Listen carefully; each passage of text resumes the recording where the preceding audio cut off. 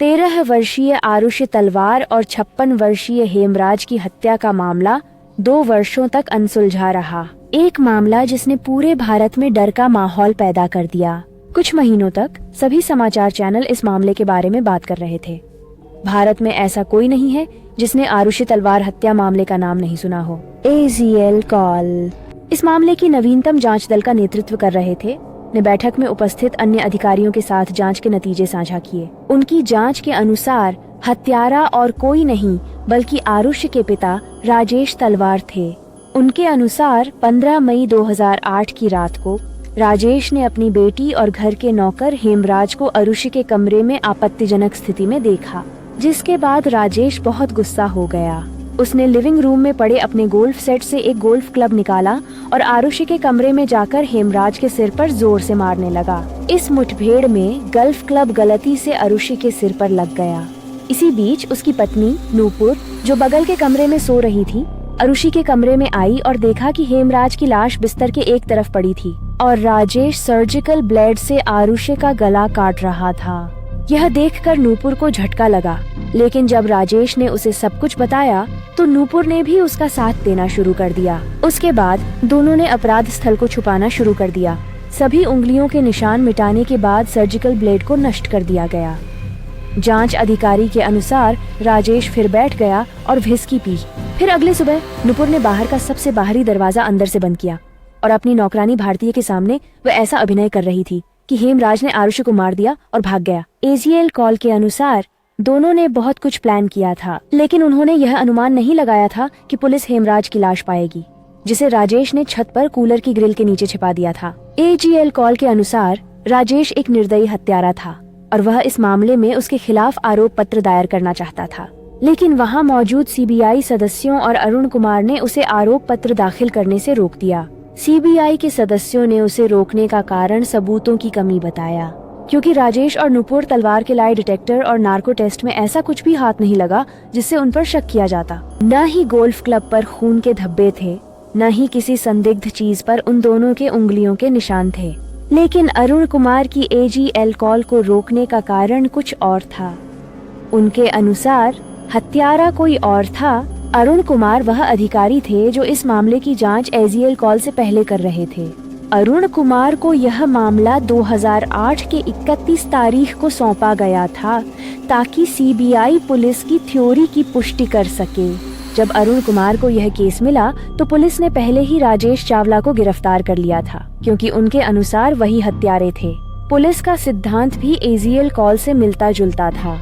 केवल अंतर यह था कि पुलिस के अनुसार राजेश तलवार ने उस दिन उन्हें आपत्तिजनक स्थिति में देखने के बाद हेमराज पर गोल्फ क्लब से प्रहार नहीं किया था। रात को वह हेमराज को छत पर यह कहते हुए ले गए कि वह उससे बात करना चाहते हैं। उन्होंने उसे किसी भारी वस्तु से बेहोश कर दिया और फिर उसकी गर्दन किसी नुकीली चीज से काट दी। फिर वह नीचे आया, व्हिस्की पी और गुस्से में उनकी बेटी आरुषि के कमरे में गया और धारदार चाकू से उसका गला रेत दिया। हत्या के तुरंत बाद पुलिस ने उसके पड़ोसियों को इकट्ठा किया ताकि उसके घर में बहुत सारे पैरों और उंगलियों के निशान हों।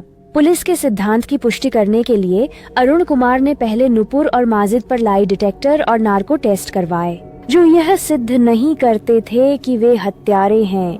एक बड़ा सवाल यह था कि कोई उनके घर में कैसे घुसा और उनकी बेटी का गला रेत दिया और उन्हें पता भी नहीं चला।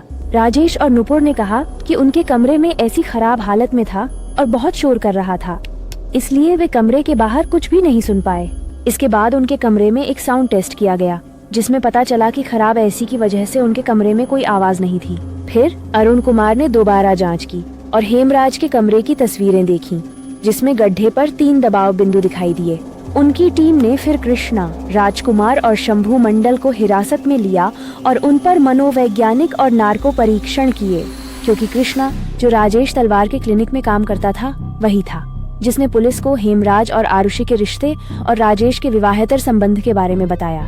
यहाँ तक कि कृष्णा और राजकुमार के नार्को टेस्ट में जो कृष्णा ने कहा, उसे सुनकर अरुण कुमार के भी रोंगटे खड़े हो गए। कृष्णा ने स्वीकार किया कि हेमराज ने नेपाल में एक नया घर बनवाया था और इसे मनाने के लिए सालों से वे उस रात उसके कमरे में पार्टी कर रहे थे। फिर राजकुमार, जिसे आरुषि पसंद थी, नशे की हालत में उसके कमरे में गया। कृष्णा और शंभू मंडल भी उसके पीछे पीछे गए। राजकुमार आरुषि के कमरे में घुसा और बलात्कार करने की कोशिश की। और अरुषि के चीखने से पहले कृष्णा ने उसके सिर पर खुकरी से वार किया और फिर उसी खुकरी से उसका गला रेत दिया। चूंकि हेमराज उस हत्या का गवाह था, उन्होंने उसे छत पर ले जाकर उसी चाकू से उसका गला रेत दिया और उसके शरीर को छुपाने के लिए कूलर की ग्रिल से ढक दिया। राजकुमार और शंभू के नार्को टेस्ट में भी इसी तरह की कहानियां उभरती हैं।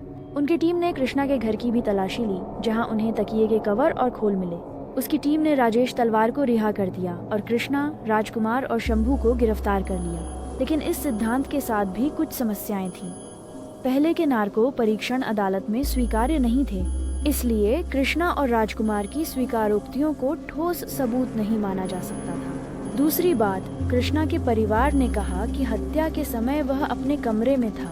राजकुमार के नियोक्ता और शंभू मंडल के नियोक्ता ने भी उनके लिए वही बात कही। तीसरी बात, कृष्णा के कमरे में मिली खुकरी पर मानव खून के कोई निशान नहीं थे। जब अरुण कुमार ने आरोप पत्र दाखिल करने की कोशिश की तो उसका आरोप पत्र भी इस आधार पर खारिज कर दिया गया कि उसने सही तरीके से जानकारी नहीं निकाली थी, और वह भी पर शंभू मंडल को मारपीट कर बयान देने के लिए मजबूर करने का भी आरोप था।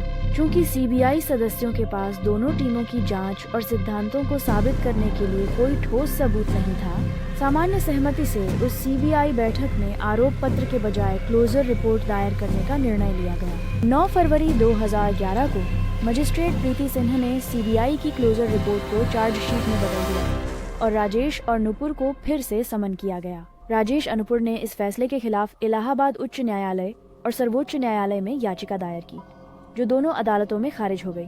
राजेश अनुपुर का मुकदमा 11 मई 2013 को शुरू हुआ और 25 नवंबर 2013 को एक विशेष सीबीआई अदालत ने उन्हें अरुष्य अंतर्मज की हत्या का दोषी ठहराया और उन पर हत्या, साक्ष्यों के विनाश, जांच को गुमराह करने और गलत एफआईआर दर्ज करने के आरोप लगे और उन्हें आजीवन कारावास की सजा सुनाई गई। लेकिन जनवरी 2014 में राजेश और नुपुर ने इस निर्णय को इलाहाबाद उच्च न्यायालय में चुनौती दी और 12 नवंबर 2017 को उच्च न्यायालय ने उन्हें बरी कर दिया।